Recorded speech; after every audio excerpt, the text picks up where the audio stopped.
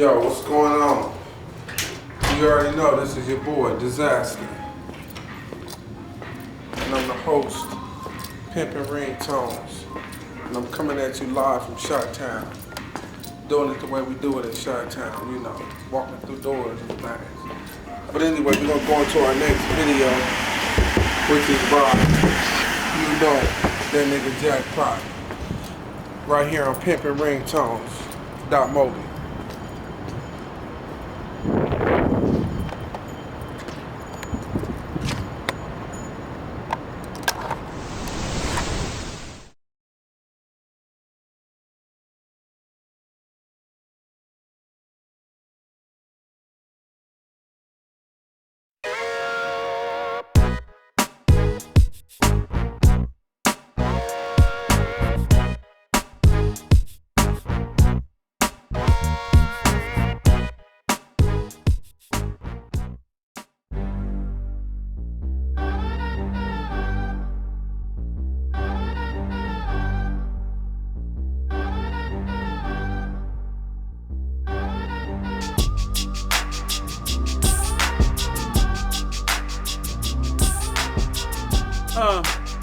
No more playing, dawg.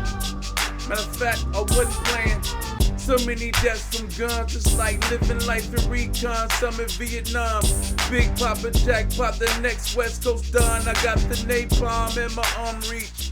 Man, it's me on the beat. You better be ready, cause I'm bringing it real street.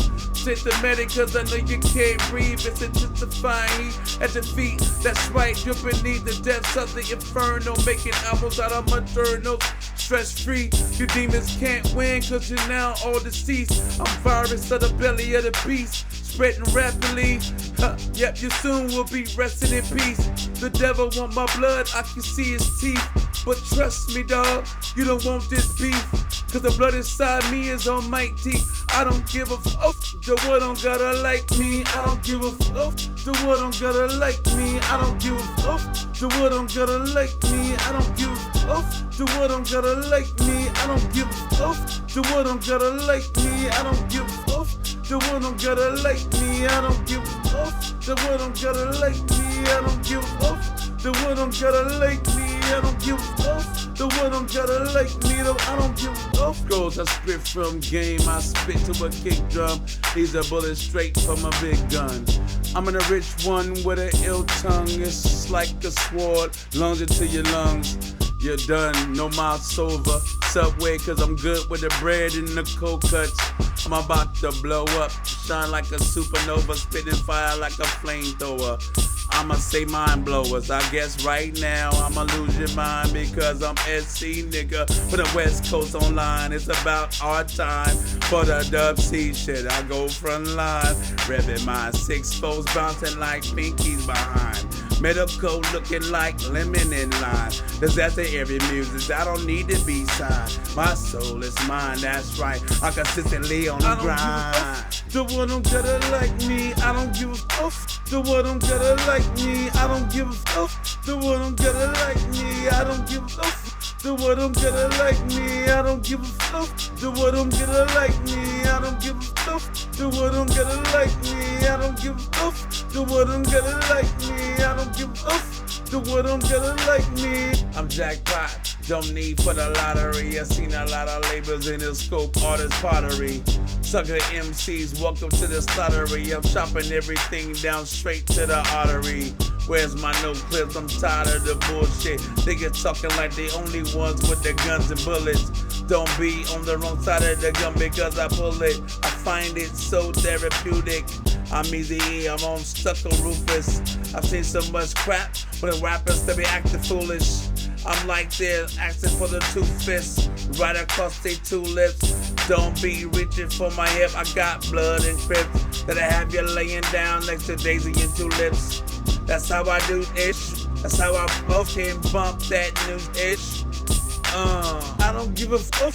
The world don't gotta like me. I don't give a fuck. The world don't gotta like me. I don't give a fuck. The world don't gotta like me. I don't give a fuck. The world don't gotta like me. I don't give a fuck. The world don't gotta like me. I don't give a fuck. The world don't gotta like me. I don't give a fuck. The world don't gotta like me. I don't give a fuck.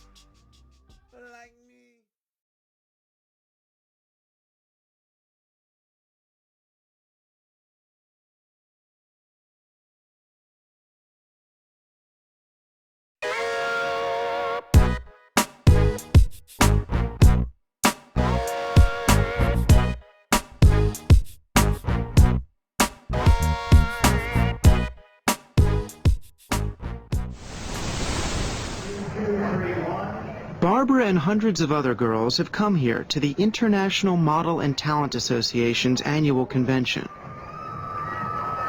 These girls have paid up to $4,000 a pop for the chance to be paraded before hundreds of agents and talent scouts on the lookout for new blood.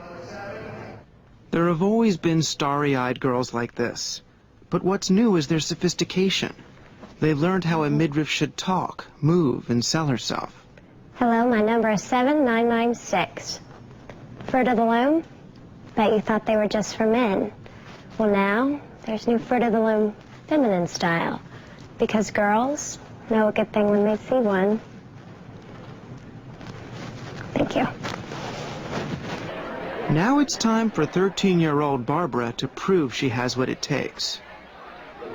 Very good headshot. Yeah, Barbara, what do you feel at your age range is? A lot of people say I look 17. What do you think it is? Angela Wren from JRP Fort Worth. I am originally 13. I think I can range to 16 or 17. You are 13? Yeah. You're 13 years old? Yeah. What do you want to really do? What are you interested in? I would like to become successful.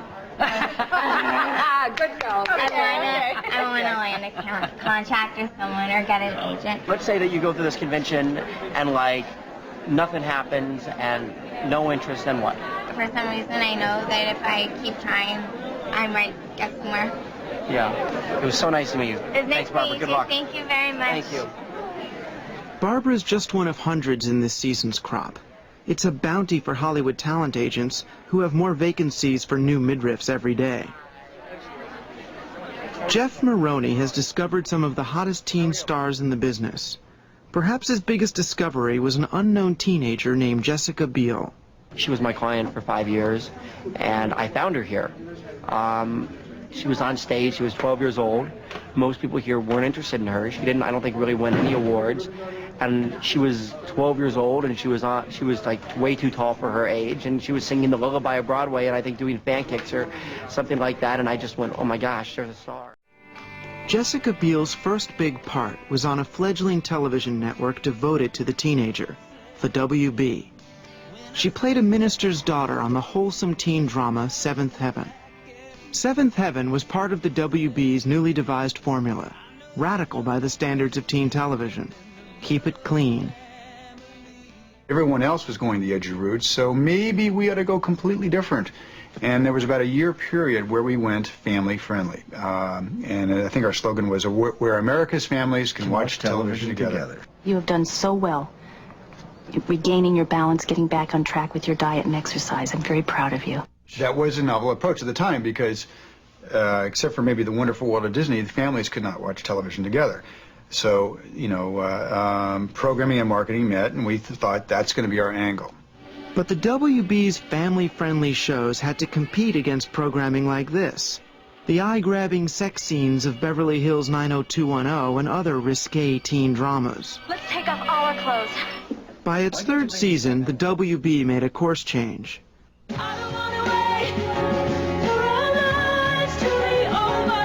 Their new trajectory? Dawson's Creek, a show about a group of sex-obsessed high school friends in an idyllic Cape Cod town.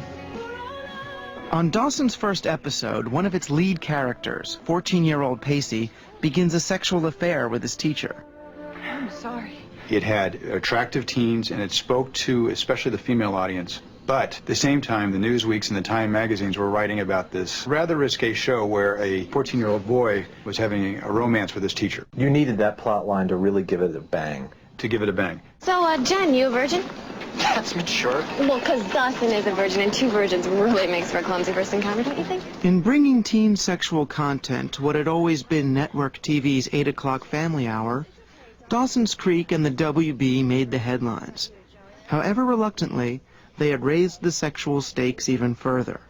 What would teens come to expect from TV now? Who would top Dawson's? MTV, that's who, by launching a new nighttime soap unambiguously entitled Undressed. Dispensing with plot almost completely, its quick-cut, channel surf-resistant vignettes draw their characters so thinly they nearly disappear. Come here. It's sex TV's answer to wrestling, stringing together explosions of pop to keep its teen audience hooked. I'll give you something you've been obsessing about ever since our parents got married. Meanwhile, at the Cineplex, amped-up efforts like Cruel Intentions were bringing unprecedented sexual sophistication to teen movies. One of the biggest teen hits of 1999, Cruel Intentions is the story of two spoiled step-siblings. She promises to sleep with him if he will sexually humiliate her rival. You can put it anywhere. Right here, the audience will be freaking out. Neil Moritz, the producer of Cruel Intentions, is one of the most successful teen impresarios in Hollywood. I mean, I definitely want to push the envelope with my movies because, to me, if you're making the same thing that everybody else is making, then you don't have much chance of getting people to come to your movies. And for me, I love making movies, and the only way I'm going to get to be able to keep making movies is by making movies that do business. Down, boy. A movie like I have, Cruel Intentions, where we go off and we make it for $12 million.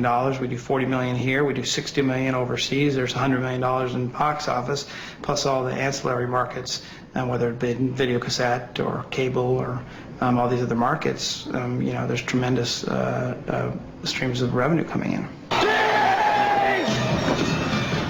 Moritz's films have come under intense scrutiny for their sex and violence. One was even included in a government investigation because it was test marketed to 11 and 12-year-olds. Still, he makes no apologies about going for the jugular. I think what you can't do is play down to teenagers, play down to the young people. No teenager is going to be satisfied with a PG-13 rated horror film, okay? They want to see the blood and guts. That's what they want to do. They want to see the slasher element of those films. And you can't do that the way they want to see it and get a PG-13 rating. But even those with the best of intentions get caught in the downward spiral of sex and violence. We noticed a kind of schizophrenia on the set of Dawson's Creek. At times, the show feels like the Waltons injected with a dose of Beverly Hills 90210. Two of its main characters are staunch virgins into their senior year of high school. But as if to keep the show cool, everyone around them is either having sex or talking about it incessantly. Running tally of all the losers you dated? Only the ones we slept with. What do you think kids talk about? What do you think teenagers talk about? Teenagers talk about sex. Teenagers are consumed with sex. It is my personal opinion that teenagers should not be having sex, but they are. They're confronted with it in terms of advertising, and they see it on television, in primetime shows, and in fact, in daytime shows. We've really taken sex responsibly, I feel that the WB has, and tried to portray ramifications of it, why and how and when and where to say no. Dawson's writers and producers are aware that this is treacherous terrain. Here they are in a production meeting, getting a lesson in accountability from a team of teen sex experts called the Media Project. Give me a good comeback line. If a guy says, wearing a condom doesn't feel good. Oh, come on, you're writers here. I got one. Neither does herpes. 28-year-old Greg Berlanti is executive producer of Dawson's Creek. Why not lean into the fact that that these kind of topics are being discussed? Why not be aware of that, and through that awareness, help kids to redefine and help people to redefine how they deal with that information, as opposed to trying to put another finger in the dam when it's gonna bust. The makers of teen TV argue that they're only reflecting the real world. Sex is a part of teens' lives, so it better be in their media too. Media is just a mirror, after all. Or is it? It seemed everyone wanted to show off their bum last year. Take the annual migration of college and high school kids to spring break. For the past 15 years, MTV has packaged spring break into a staged television performance, and then repackaged it through the year on show after show. Hop on and ride him around. Kids are invited to participate in sexual contests on stage, or are followed by MTV cameras through their week of debauchery.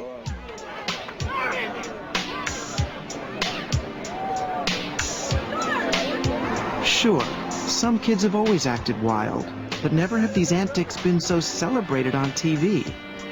So of course kids take it as a cue. Like here on the Strip in Panama Beach, Florida, where high schoolers carry on in public, as if they were on some MTV soundstage. Who is mirroring whom? Oh shit, we back already? Yo, here's another episode of Pimpin' Ringtones. This is Disaster, your host. We're gonna go into our next video about Disaster called Shame on You. You never heard of me? Shame on you. You know who it is, it's Disaster. Shit's brand new, right here, exclusively on Pimpin' Ringtones. Stay tuned, baby, we got more to come.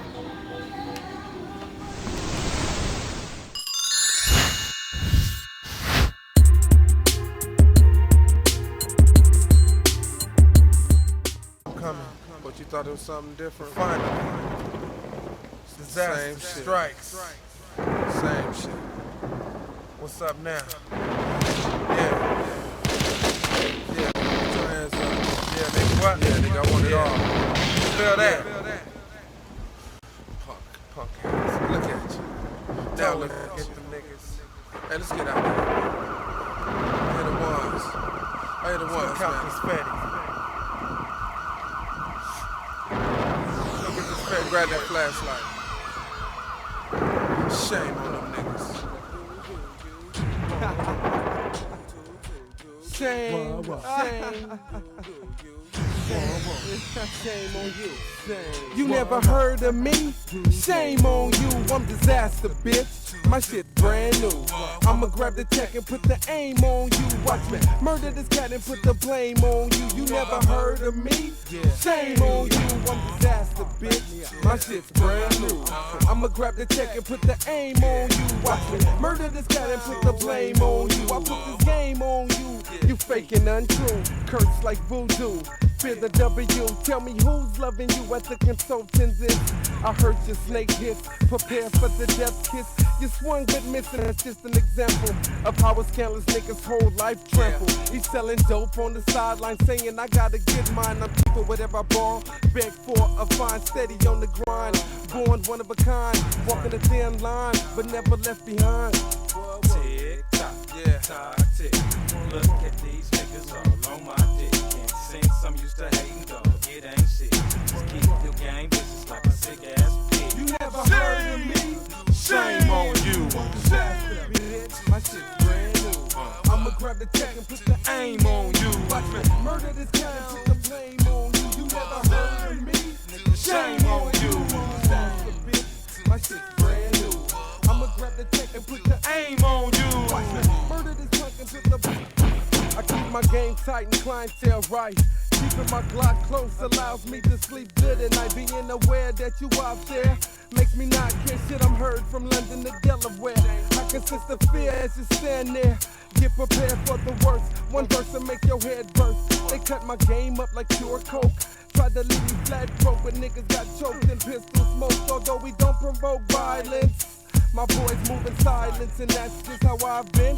I flee the streets to the sound of shots. Another spot's hot, the best of the neighborhood. With cops, will it ever stop? Oh Lord, forgive us. It's just what we live in us. The position that we in, the chance they giving us. I keep it real, there's no excuse for drug abuse, or domestic violence, or flip 100 proof in orange juice. You never heard of me? Shame on you. That's the bitch. My shit's brand new. I'ma grab the check and put the aim on you. Put the blame on you. You never heard of me? Shame on you. That's the bitch. My shit's brand new. I'ma grab the tech and put the aim on you. Murder this clown and put the. Now who comes with convulsive conversation like mine? Adventurous occurrences that'll explode your mind. Bursts of shots, still a firmament. Shells flying, the sky hitting the ground, leaving scars permanent. At times when pondering, my thoughts go wandering. Bartender, what's your name again? I'll have a double shot of hen. No ice, 3 cherries and a lemon slice. Salt the rim, I drop a dub without discussing price.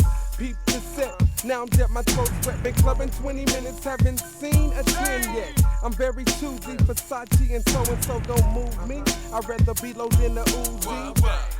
Hennessy making me woozy. Who's this bitch in my jacuzzi?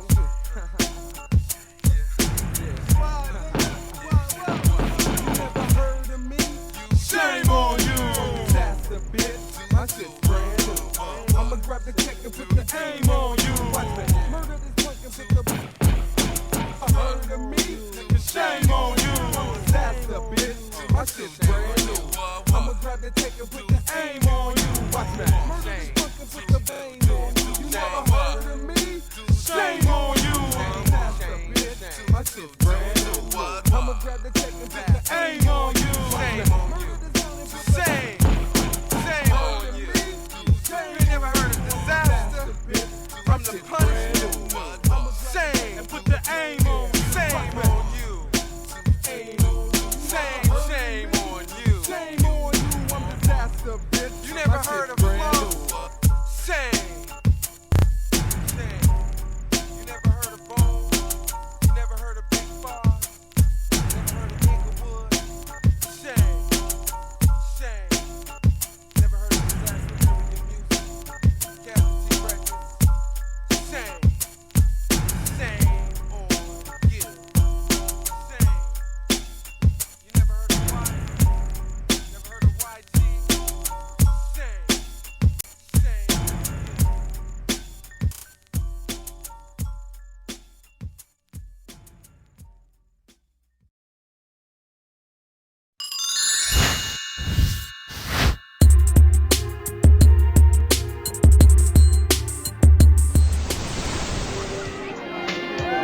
Real life and TV life have begun to blur.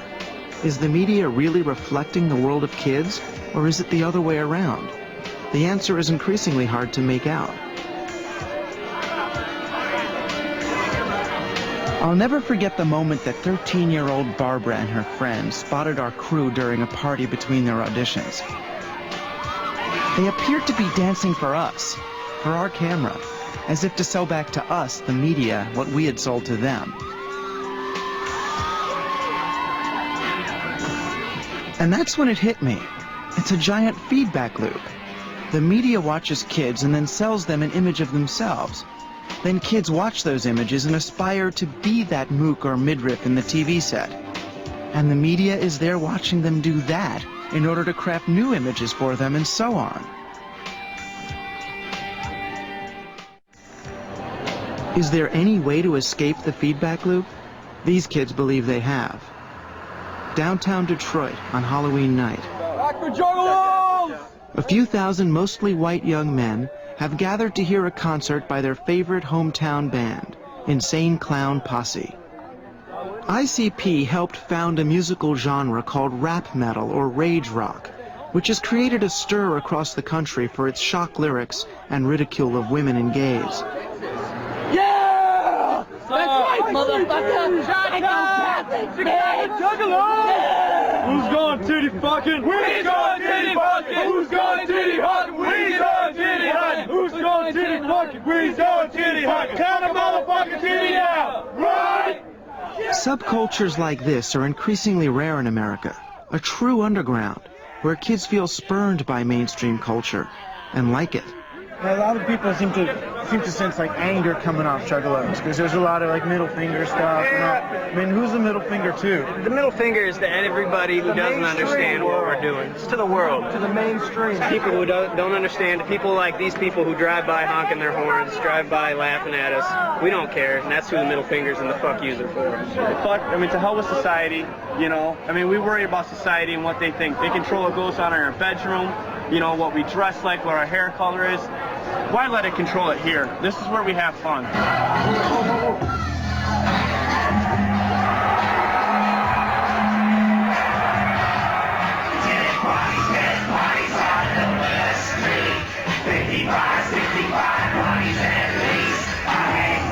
Rock music has always channeled rebellion, but where it used to be directed against parents, teachers, or the government, today it is directed against slick commercialism itself. Against MTV. These fans feel loyalty to this band and this music because they experience it as their own. It hasn't been processed by corporations, digested into popular culture, and sold back to them at the mall.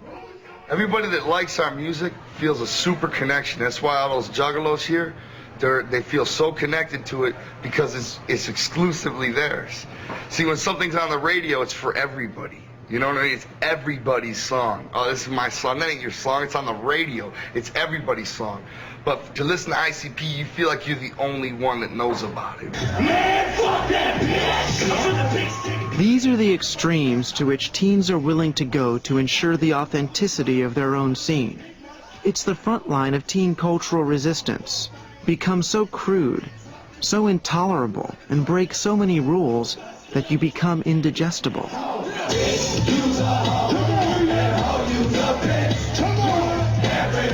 Rage Rock is a double dog dare to the mainstream marketing machine.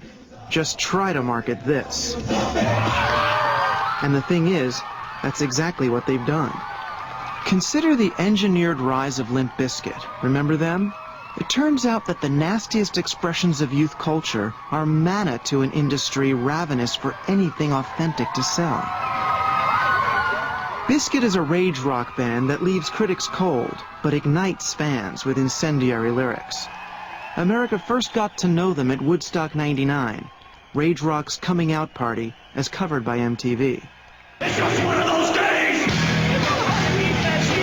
The heat burned on and conditions grew more intolerable. And for some angry concertgoers, songs like Limp Bizkit's Break Stuff became a mantra. Time to reach deep down inside. Take all that negative energy. And let that out of your system. Like a chainsaw. I see your ass crawl. And then my day keeps going this way. I just want to break you. Face tonight. Give me some strength. How does a band like them become superstars? Follow this well-tested recipe. Always on the lookout for the rawest of raw material, Jimmy Iovine, the enormously successful head of Interscope Records, finds a controversial band and packages them for the mainstream, all the while claiming he's just responding to demand. There's no way to stop a movement in popular culture. There's just no way to stop it. It's going to happen with or without you. There's absolutely no way to stop that train. But when an Oregon radio station shied away from the band's crass lyrics, Interscope paid them to play one of Bizkit's songs 50 times. Then Interscope funded Bizkit's first video, which was premiered on MTV's Nod to Democracy, Total Request Live. I mean, I guess you could say Total Request Live is democratic in the way that, you know, this year's election was democratic. The candidates, the field of candidates is very small. And there are organizations behind them, not unlike the Democratic and Republican parties, who are deciding which candidates get promoted. So, in other words, you can't just be, you know, Joe Fabulous, who's releasing your little indie record and get on Total Request Live. Having declared them worthy of a slot on TRL, MTV now also had a stake in making Limp Bizkit stars. The network put the band on their spring break special. When Spring Break aired, you could see a sales change the following week. And that's the kind of reaction that a killer performance at Spring Break gives. One part authentic rage, 2 parts marketing, sprinkle with cash, and place in a preheated oven called Woodstock '99. The night after Bizkit's performance, the festival erupted in flames. The band's goading of the crowd was blamed, perhaps unfairly, for the mayhem which ensued. By the time the smoke had cleared, 4 young women reported being raped. But the band had made the big time. Bizkit's lead singer became a senior vice president at Interscope Records, and the band's relationship with MTV had become so cozy that they put a picture of executive Dave Cerulnik in their album liner notes, and made casual drop-ins at their old stomping grounds, TRL. I just happened to be in Times Square. TRL was going on, and I was like, whoa, what time is it? I was using my little two-way that day, and I got it right before the show started. Two-wayed Carson. He said, come on up. So when it came time to release a new album, Bizkit naturally turned to their friends at TRL to help sell it. And sell it did, faster than any rock album in history. Well, so this is kind of an important moment, you guys being on TRL. At some point today, you know, it's weird to say millions of kids will go out and buy this record. And thus a band is made. Of course, it's impossible to know what would have happened to Limp Bizkit and Rage Rock Were MTV and Interscope Records not behind them? Hey, what's up? We're Limp Bizkit, and you're watching TRL if you didn't notice already. Perhaps they would have made it to the top on their own merits. But that's just the point. No one can ever know, once MTV and Interscope Records have placed their bets. The success of Limp Bizkit and Rage Rock was all but preordained. The cool hunt ends here, with Teen Rebellion itself becoming just another product. Often, there's a kind of official and systematic rebelliousness that's reflected in media products pitched at kids. It's part of the official rock video worldview. It's part of the official advertising worldview that your parents are creeps, teachers are nerds and idiots, authority figures are laughable. Nobody can really understand kids except the corporate sponsor. That huge authority has, interestingly enough, emerged as the sort of tacit superhero of consumer culture. That's the coolest entity of all.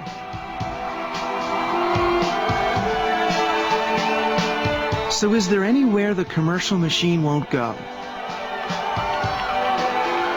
Is it leaving any room for kids to create a culture of their own? Do they even have anything that's theirs alone? All eyes are on our kids. They know they're being watched. But what or whom can they look to themselves? And what if they turn and fight? The battle itself is sponsored, packaged, and sold right back to them.